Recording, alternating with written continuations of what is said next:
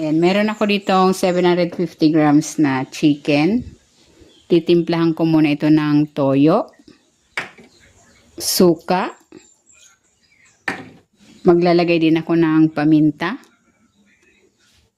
at ng garlic powder. Then, hahaluin ko ito. Kung hindi ka pa nakapag-subscribe sa aking channel, please subscribe at i-click mo na rin ang notification bell para lagi kang updated sa aking latest recipes. Ayan, okay na ito. Ibabad ko muna ito for at least 30 minutes. Maglalagay ako ng cooking oil. I-sear ko muna itong chicken. Tinanggal ko muna ito sa pagkakababad.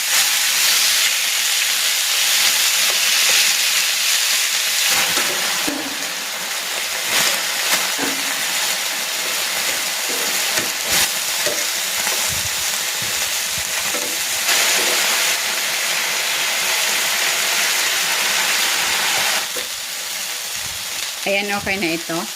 Hahanguin ko muna. Magigisa na ako ng bawang.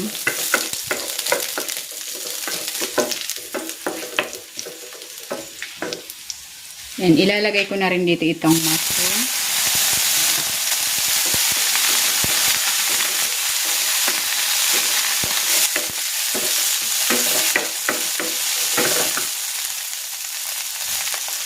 Babalik ko na rin dito yung chicken.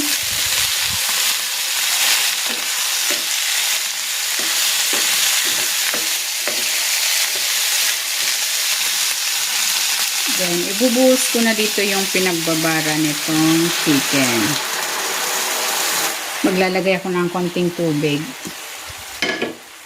Maglalagay ako ng crack, black pepper, at ng laurel. And i-simmer ko ito for 10 to 15 minutes.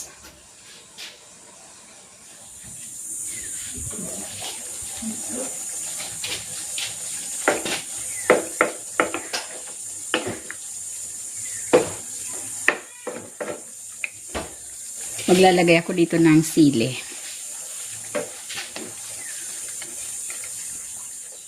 Ayan, okay na ito sa akin na medyo may konting sauce. Kung gusto nyo ng adobo dry, pwede pa itong patuyuin.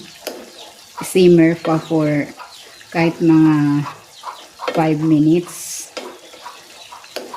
Sa akin, okay na ito. Ayan, luto na itong chicken adobo with mushroom. Hahanguin ko na ito.